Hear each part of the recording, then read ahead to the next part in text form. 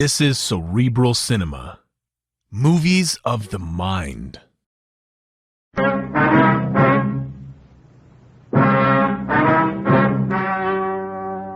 story you are about to hear is true. Only the names have been changed to protect the innocent. Fatima Cigarettes, best of all long cigarettes, brings you Dragnet.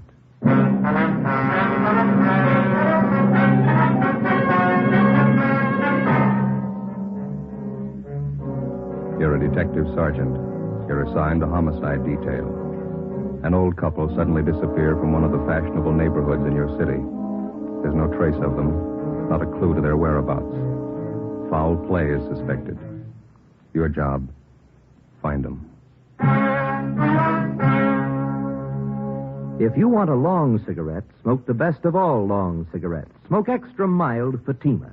Yes, Fatima is the king-size cigarette, which contains the finest Turkish and domestic tobaccos superbly blended to make it extra mild, to give Fatima a much different, much better flavor and aroma than any other long cigarette. That's why Fatima has more than doubled its smokers coast to coast.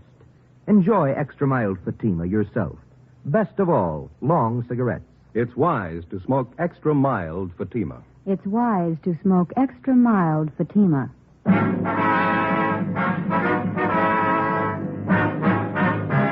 Dragnet, the documented drama of an actual crime.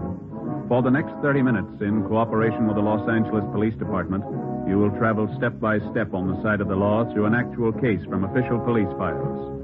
From beginning to end, from crime to punishment, Dragnet is the story of your police force in action. It was Saturday, September 30th. It was warm in Los Angeles. We were working the day shift out of homicide. My partner's Ben Romero. The boss is Captain Blaine Steed. My name's Friday. It was 3:45 p.m. when I got to room 67A. Missing persons. Hi, Joe. Hi. Where's Al? Next door. I'll be back in a minute. Oh.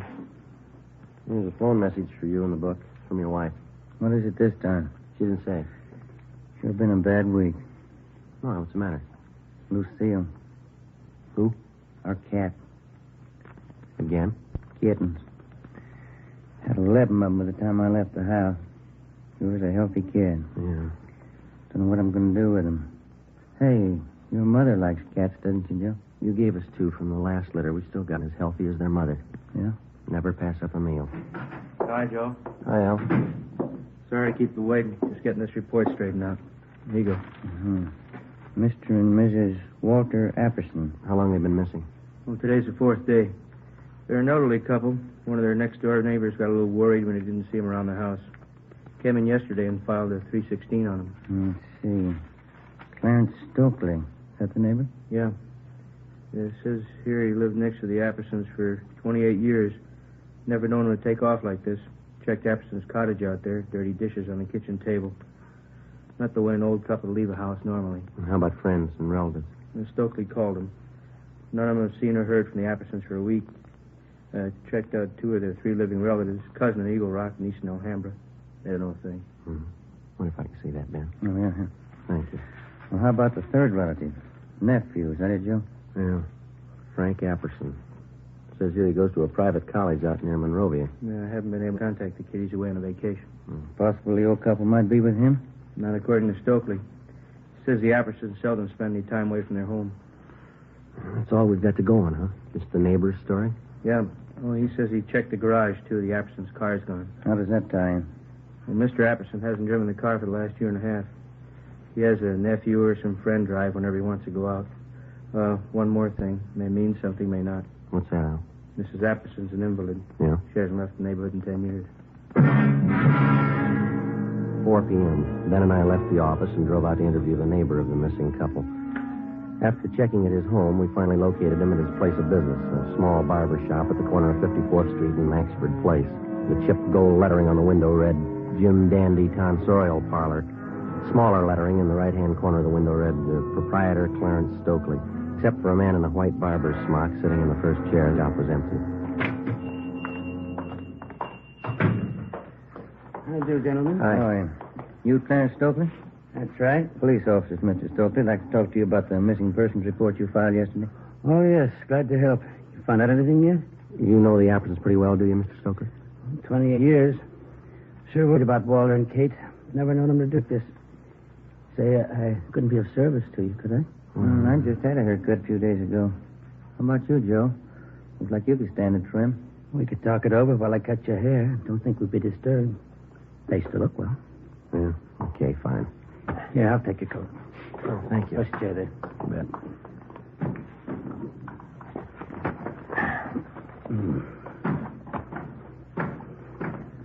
Mr. and Mrs. Apperson didn't mention anything about going away on a trip, did they?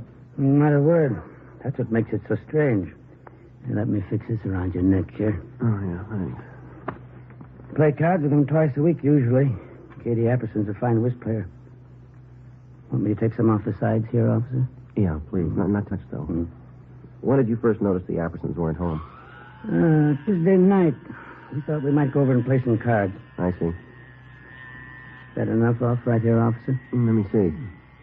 Yeah, it's fine. How is it you waited until yesterday to report the Appersons missing?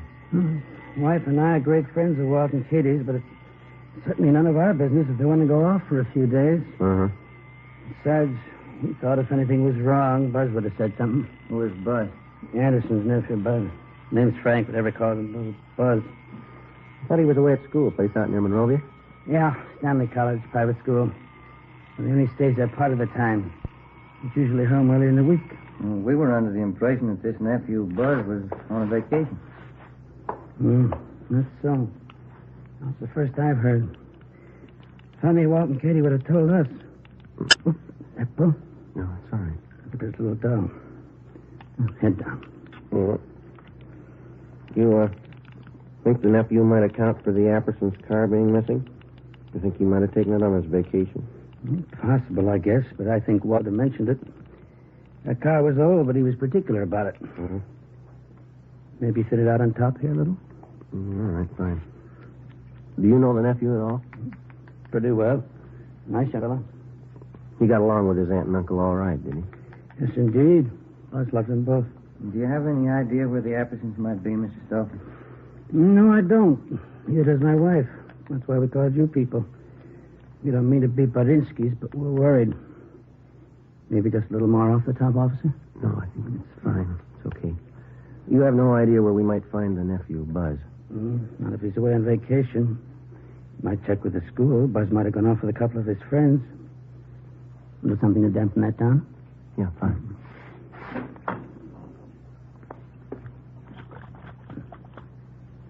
Yeah, that porch light of theirs been burning for 3 nights and 3 days. It really kicks up the old electric bill. Maybe the Appersons may have overlooked it. Maybe. All right, sir. Yeah, it's a good-looking haircut if I say so myself. Yeah. Fine. Here you go. Thank you. Oh, here's our card, Mr. Stokely. We'll be checking with you. Bye. Bye.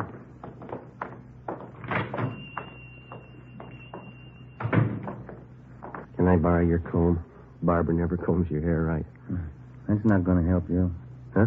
It's the way he cut it. What do you mean? He put the part on the other side.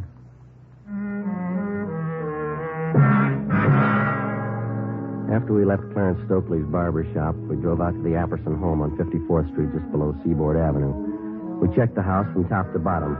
The closets and the bedrooms were well stocked with clothes. None of the luggage seemed to be missing. In the basement, back on one of the cupboard shelves, we found a bottle of cyanide. It was half filled. In the kitchen, we found dirty dishes still lying on the table. We put in a call to Ray Pinker at the crime lab, and he came out and took sample scrapings from each of the 3 plates and specimens from each of the half-filled cups of coffee on the table. He also took along a bottle of cyanide to examine it for fingerprints. Ben and I called the record bureau just as a matter of routine and asked for any make and warrants on the nephew, Frank Buzz Apperson. R&I called back with the information that Frank Apperson had been arrested for grand theft auto 6 weeks before. His trial was pending. We checked back with the barber, Clarence Stokely. He knew nothing about the trouble. The next morning, Sunday, with the help of school authorities at Stanley College near Monrovia, we got in touch with the parents of 2 of Buzz Apperson's friends. They told us, as far as they knew, Apperson was on a camping trip with their sons. They were expected back in the next day around noontime. From one of the boarding students at Stanley College, we got the name of Buzz Apperson's girlfriend, a Miss Norma Louise Bernard. She lived in San Marino. Sunday night, we drove out to interview her. I don't know what what I can tell you, Sergeant. Buzzy's on a camping trip with two of the fellows from school. That's all I know. When did he leave? Do you know, Mr. North? Last Monday morning, they left from school. Said they'd be gone for a week. They're coming back tomorrow. Mm-hmm. You know Buzz Apperson pretty well? Yes, I do, as well as anyone, I guess. What is he, just a casual date? Oh, Buzzy and I have been going steady for almost a year now. I see. How old are you? I'm 19. Have you ever met the Appersons, his aunt and his uncle? Just once. They're awfully sweet. How did Buzz get along with him, do you know? Well, fine, I guess. The only argument Buzz ever told me about was a month ago. He wanted more allowance, and his uncle said no. Was Buzz ever in any trouble, to your knowledge, Miss Bernard? I think I know what you mean. What kind of trouble? Well, I mean, was he ever in any trouble at the college or with the law in any way? Oh, you mean that car Buzz took about 2 months ago? Yeah. We were supposed to go to this school dance, and Buzz didn't have a car. I guess he was ashamed. He said he knew the fellow he borrowed the car from, but the day after the dance, the cops came. How did his uncle react to that? Well, there was a terrible row, Buzz said. I really shouldn't be telling you. Bud made me promise. How were feelings between the boy and his uncle before he left on the trip? Did he mention anything to you about that? Well, we had a date last Sunday night. I asked him how things were at home. He didn't seem to want to talk about it. The last time you saw him was Monday morning. Is that right? Yes, just before he left on the camping trip. Well, you're sure he went on that trip? Well, of course I'm sure. How do you mean? He said, no matter who asked you, I went on a camping trip. He said it a couple of times. Did he offer any explanation? No, but I knew everything was all right. Oh, is that so? How? I could tell. The way he kissed me.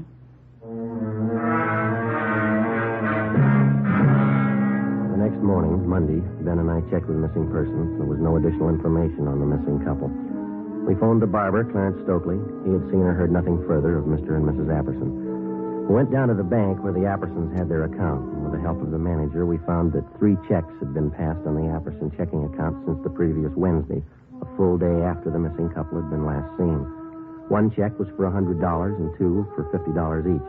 All of them had been cashed in Los Angeles and all bore the signature Walter Apperson. After examination, it was found each signature had been carefully forged. 10:45 a.m. We went back to the office. Are you two going someplace? Oh, hi, Ray. No, just coming. You finished checking that stuff through the crime lab? Yeah. I was passing over this way. I thought I'd drop off the report for you. Got it right here. How'd it go? Fingerprints on that bottle of cyanide. Latent prints got to make. Here's the name on it. Frank Buzz Apperson. You look over those dirty dishes we found in the Apperson house? Checked them through. Nothing. How about the samples you took from those cups? Whoever drank that coffee's in trouble. It's loaded. Yeah? Enough cyanide to kill a horse.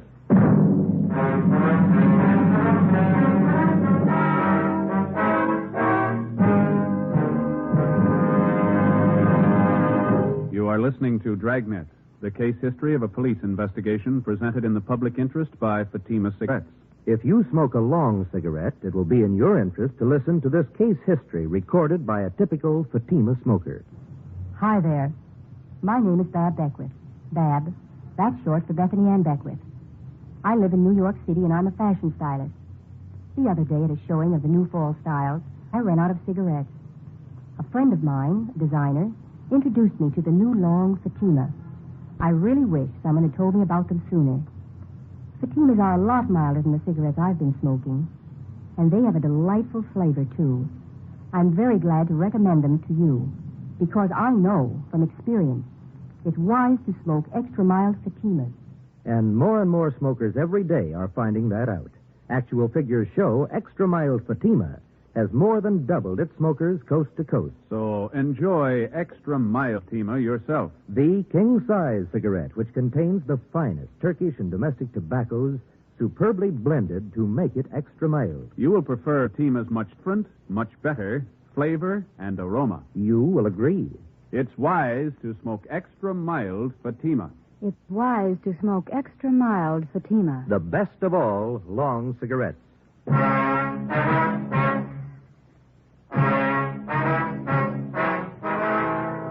Monday, 1 p.m. We obtained a specimen of Frank Buzz Apperson's signature, and we had Don Myers in handwriting check it out against the signatures on the 3 checks.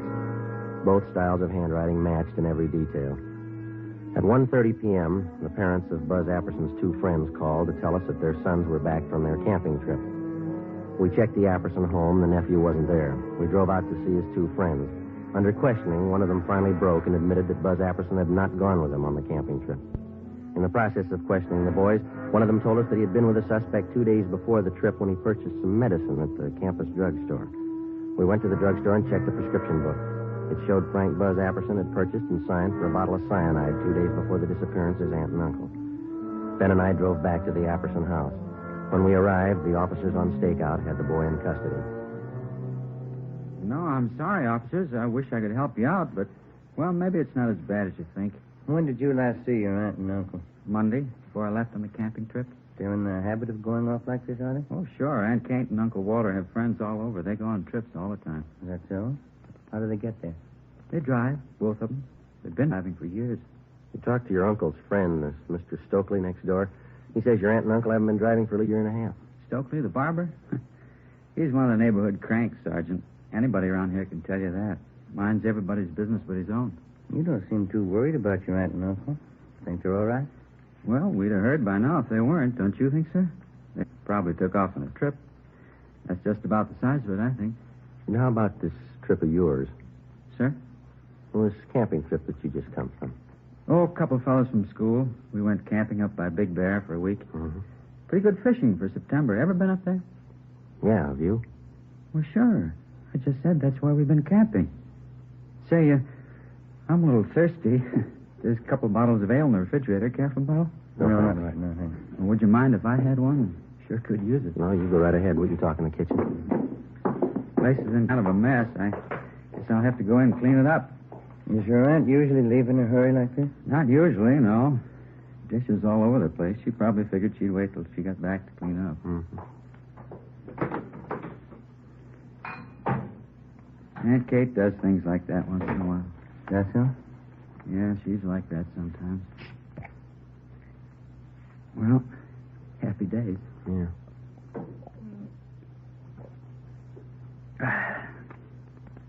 Okay, Buzz, you want to tell us? Where are they? Your aunt and uncle, what happened?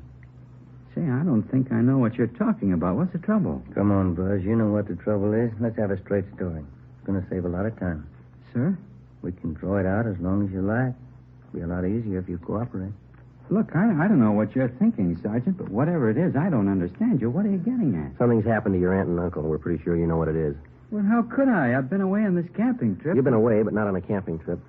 Sir? We've checked you out from the day you came to live with your aunt and uncle, boy.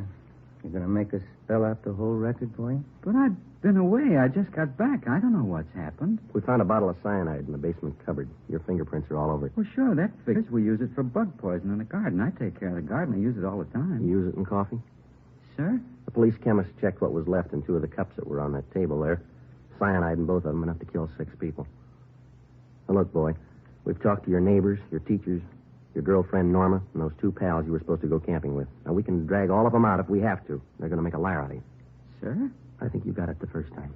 Well, there couldn't be any cyanide in those cups. Why should there be? We think you can tell us that. But I can't. I don't know anything about this. I haven't any idea what you're talking about. Is this some kind of a gag? You know better than that. How about those checks, Buzz?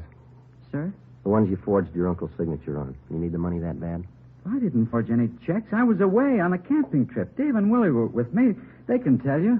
You got in a row with your uncle. Maybe about that stolen car. Is that how it happened? It had nothing to do with it. I want to see Norma. I want to talk to Dave and Willie. They'll tell you. How about the man at the campus drugstore? Sir? When you bought the cyanide from, you want to talk to him, too? Look, are you 2 fellas kidding me? This must be some kind of a gag, is it? Your aunt and uncle are missing. There's evidence of foul play. Now, does that sound like a joke? Well, how should I know where they are? I wasn't there. I want to talk to Norma. I want to see Dave and Willie. They'll tell you. Why don't we drive over and see them now? It's all right with us. Want to get your coat? Sure. Norma's the girl I'm engaged to. Dave and Willie are my best friends. They know everything about me. A couple of real nice guys. That's so? Sure. Well, let's go, babe. Yeah. Dave and Willie have been all through school with me. They can vouch for me. Yeah? Sure. You can take their word, too. We will. 5:50 p.m. We left the Apperson house, drove across town, and headed over the Arroyo Seco toward the home of the suspect's friend, Dave Killefer. 6:33 p.m. We took a right turn off the freeway, headed south for another mile, and finally pulled up in front of the Killefer home. Buzz Apperson's friend, Dave, met us at the front door. What's it all about, anyway, Buzz? What's the pitch? Well, that's what I want to know. Look, is this some kind of a gag you guys cooked up on me? We were on the trip, Buzz. I don't know anything about any gag. What's all this about your aunt and uncle? I don't know. That's what these officers want to find out. I'd like to have you tell us again, Dave. Was Buzz here with you on that camping trip? Sure, that's why we came over. Tell him about it, you know. All right, let's have it, Dave. Was he with you on that trip? These officers aren't kidding, Buzz. They want the truth. Well, tell him I was with you and Willie. We went to Big Bear. They're looking for your aunt and uncle. I'm not going to lie now. You didn't go to Big Bear with us. All right, Dave, thanks. Well, he's lying, officers. Who put you up to this stunt, Dave? They'll throw you in the jug for a gag like this. Who's behind it? You're the guy who said it was a gag. You told us to tell everybody you were up at Big Bear, Willie and me. How about leveling? What's it about? He's lying. What's it about? You've got nothing to hide. Have you? He's lying. You can tell that, can't you? Let's go talk to Willie. He'll tell you the truth. Joe? All right. Thank you, Dave. That's all. All right, Sergeant. Sure there isn't anything I can do? No, thanks. Just the same. Good night. Okay. Good night. Anybody could tell he was lying. Isn't that right, Sergeant? Well, he's your friend, Buzz. Why do you say that? Well, he was just plain lying, that's all. Couldn't you tell? No, I couldn't. How about you, Ben? Not me. Why would he lie, Buzz? You told us he was your pal. Some kind of a stupid gag they're pulling. The gang in the fraternity I belong to, Dave's one of them. They've done it before. I don't know why they're lying, but they are. Where's your friend Willie live? Sir? You said you wanted to drive over and have us talk to Willie? Oh, yeah. Oh, where does he live? Look, would you mind very much? How's that? I got a terrible headache. Would you mind very much just driving around a while? I'd like to clear my head a little. I can't figure this thing out. All right. Why don't you roll down the window there, Buzz? Okay. Yeah. Air feels good. Sure is hot out tonight. Yeah, It's been a pretty long summer, hasn't it? Yeah, it has. Say, I guess maybe we ought to forget about going over to Willie's place. He strings along with the rest. He'd probably lie, too. You said you wanted us to have a talk with him. Yeah, but I've been thinking about it. He'd only lie. It'd be better if we drove over to see Norma. That's the girl I'm engaged to. Yeah, that's what we understand. If anybody can give you a straight story, Norma can. She doesn't live far. Straight down the road here into San Marino. Yeah, we know. Oh. Sure would appreciate it if you'd drive over there. Okay. Norma can straighten this thing out. Swell girl. We're going to get married as soon as we can. Oh? Yeah. She saw me leave on that trip to Big Bear. She won't lie to you. Sure wish my aunt and uncle had left a note where they were going. All this trouble. You mind if I lay out a couple of things for you, Buzz? Now, what do you mean? When a police officer picks somebody up, he's got a good reason for it. Yeah, but Dave was lying, Sergeant. You know that. It's a lot more than what Dave had to say. Now, you've done something wrong. We don't know what exactly, but we've got an idea, and we're going to find out. You can't prove anything. I got that cyanide for the garden. We use it around the house for different things. You don't use it in coffee cups. What happened, boy? Where's your aunt and uncle? Next turn for Norma's house, up by the signal. Turn left. Yeah. Come on, Buzz. You know what happened. You're going to have to face it sooner or later. If it's not tonight, then tomorrow morning or tomorrow night or the night after. I don't know what happened. The facts say you do, and they're not going to disappear. Now, you made the problem. It's going to stick out in front of you till we find an answer. How about it? Norma will know what to do. Wait till I talk to Norma. Why don't you stand up and face it, boy? Getting your girl mixed up in this isn't going to help. She'll know what to do. Can she find your aunt and uncle? Can she? How about the 3 checks? How about them? Can she explain those signatures that you forged? Maybe those fingerprints on the cyanide bottle. Can she help you out there? Well, look, Buzz, I believe you. You love the girl. Do you want her mixed up in all this? Here we are, Joe. Okay. That's the right house, isn't it? Yeah. Now, that's Norma's house. All right, what's it going to be? Do we go in? she'd cry. She'd only cry. Norma thinks a lot of me. Yeah? She's a swell girl. I don't want to have to tell her. She'd only cry. Yeah. I killed my aunt and uncle. 8 p.m. Buzz Apperson directed us to drive to San Pedro to the west basin of the Los Angeles harbor. We got out of the car and followed him to the end of one of the piers. He told us his story, and we put in a call to the office. Within half an hour, a fireboat and a barge were on the scene, and a diver was sent down into the water a few yards from the edge of the pier. We stood by and watched, Buzz Apperson, Ben, and I. I put quite a bit of cyanide in the coffee. I had to be sure. How'd you manage to get both of them in the car? I waited till way after dark, and then I dragged them out. Drove down to the end of the pier right here. Put the car in low. It went over, right where the diver went down, just this end of the barge. All right. Clear those lines up there. There's the first one. You better stand back there. Yeah, watch it. Okay, sir. Let's go.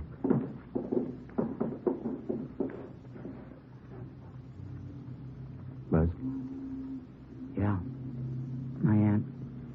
Only one thing missing, Buzz. Sir? A reason. Why'd you do it? I'm not sure anymore. Stolen car trouble, I guess. My trial was coming up. All that trouble. I didn't want my aunt and uncle to go through all that. You mean that's why you killed him? I think so. I didn't want them to be ashamed of me. That must sound funny. Nobody's going to believe you. Suppose I don't. Yeah. Will it make any difference?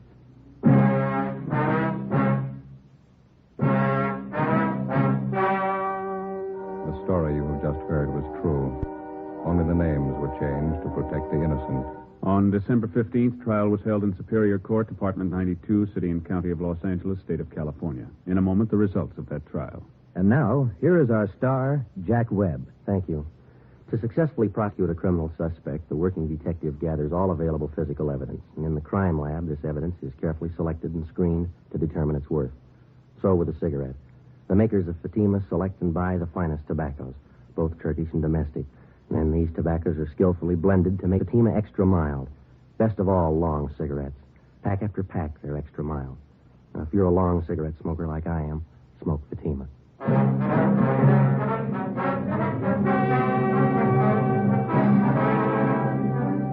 Frank Buzz Apperson was tried and convicted of murder in the first degree and sentenced to life imprisonment. He is now serving his term in the state penitentiary. You have just heard Dragnet, a series of authentic cases from official files. Technical advice for Dragnet comes from the Office of Chief of Police W.H. Parker, Los Angeles Police Department. Fatima Cigarettes, the best of all long cigarettes, has brought you Dragnet from Los Angeles. Coming up, Duffy's Tavern. Be sure to hear Theater Guild Sunday on NBC.